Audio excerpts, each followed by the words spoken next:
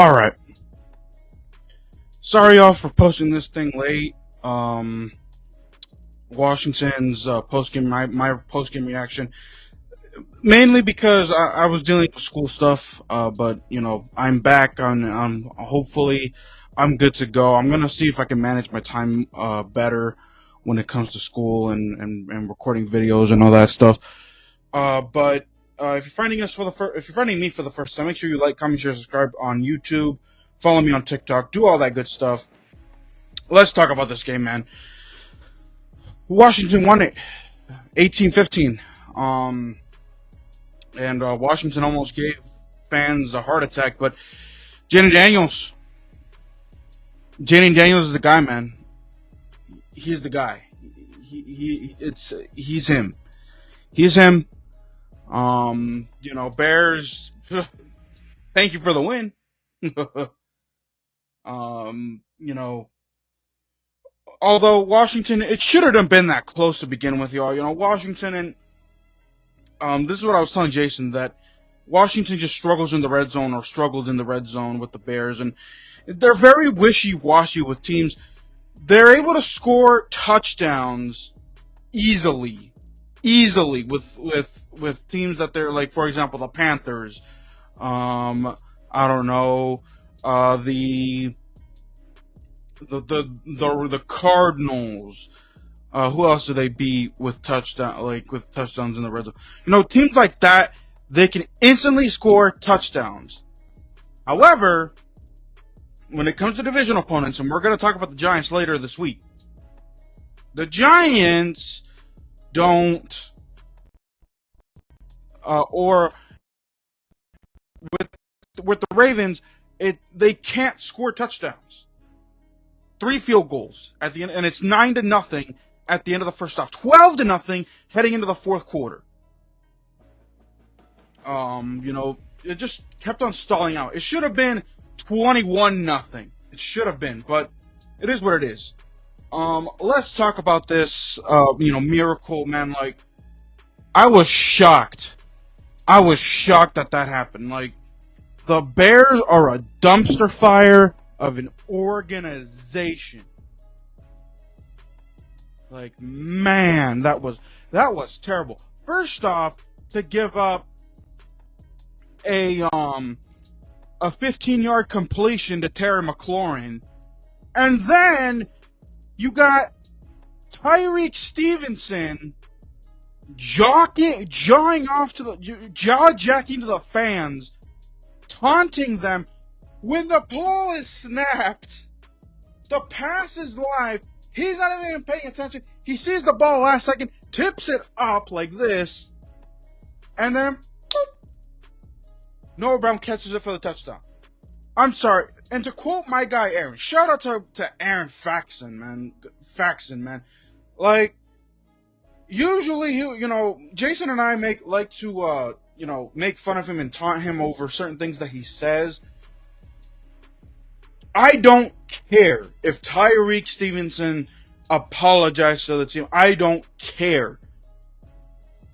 That is a fireable offense to me. Like, how do you go from... You notice that there's still 6 seconds on the clock, right? Celebrate when there's all zeros. Not when there's all... Now, there's an exception to that rule. Like, for example, if you're up two scores, maybe. But when you're down... When you're up 1 score, the opposing team still has a chance to score. Keep your composure. Don't go out there with the fans making fun of them. Finish your job. Finish the job first, and then you can celebrate. You shouldn't be on this team, Tyreek Stevenson. You shouldn't. You shouldn't be on that Bears team right now. You really shouldn't. And I don't care if you're a rookie. I don't care if you're a second-year player. You don't do that.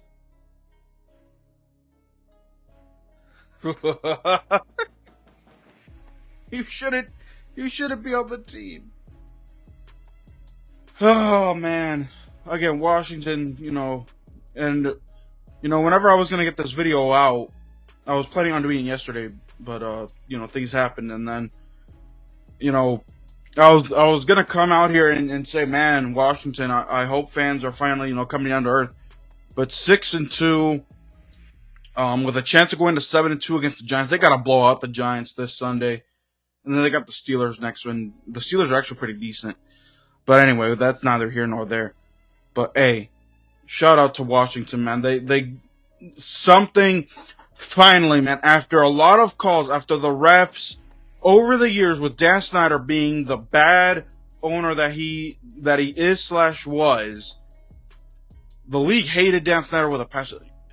If this was a Ron Rivera, and this is what I was telling Jason, offline on a phone call, a couple of days ago, this wouldn't have happened with Ron Rivera either. This wouldn't have happened if Ron Rivera was coaching this team, or Jay Gruden, whoever else. This wouldn't happen.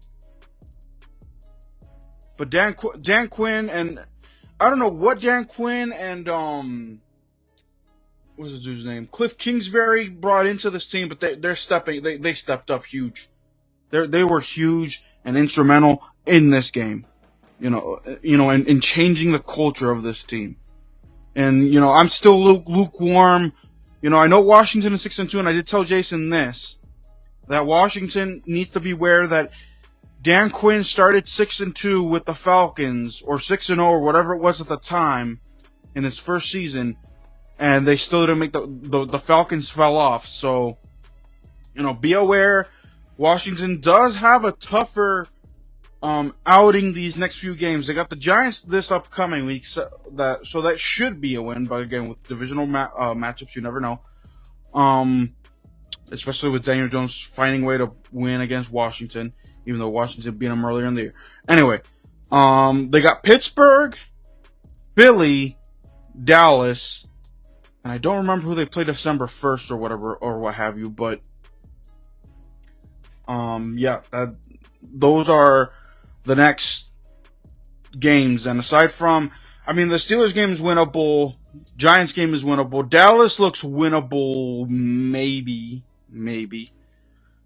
So, we'll see. But that's neither here nor there. I was just shocked that happened. Jim Nantz and Tony Romo were shocked. Like, Northwest Stadium was buzzing when that happened. And here's the thing. I was watching the TV. I was watching the game on the TV, and I saw, I kept on hearing, "Let's go Bears!" Like, a lot of Bears fans in there, chanting, "Let's go Bears! Let's go! Let's go!" And I was like, "What the heck?" Washington the fans felt like they were about to lose this game, but somehow something just bounced Washington's way, and they basically had the miracle, Maryland Miracle. So they're trying to figure out what to call that play. Maryland Miracle, Northwest Stadium. I don't know what they're going to end up calling it, but man, Noah Brown, brought in off the streets before week 1 started. Established a rapport with Jaden Daniels, Terry McLaurin doing what he does. And here's the thing, the offense was stagnant. Aside from that 61 yards pass to Terry McLaurin, everything else, Washington couldn't run the ball. Montez Sweat sacked Jaden Daniels on a couple of plays. Hey man, shout out to Jaden Daniels, who played this game with broken or hurt ribs. He was hurting. Tony Romo kept on bringing that up, that he was hurting, that he couldn't deliver certain passes because he was hurting. Like, man, shout out to him. Let's see. Jerron Newton actually stepped up in this game. I'll talk about Jonathan Allen, the ramifications of what's going on with this, with older players like the John Allens and the maybe Emmanuel Forbes, guys like that. I'll do a separate videos for those guys, but Jerron Newton stepped up, almost had a fumble 6 return, but he got touched at the 3-yard line, so Washington basically had to start at their own 3, and then, the Bears, score the touchdown, whatever.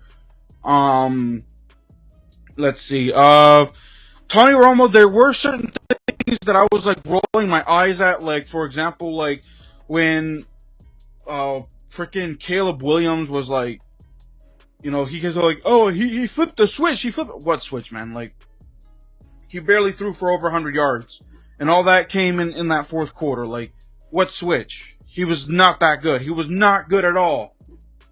You know, you mean to tell me the Bears have a better set of wide receivers than Washington does? Supposedly.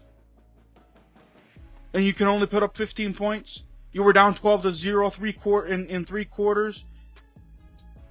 You were only able to put up 15 points at the very end of the game too. Like what? What switch? And here's the thing.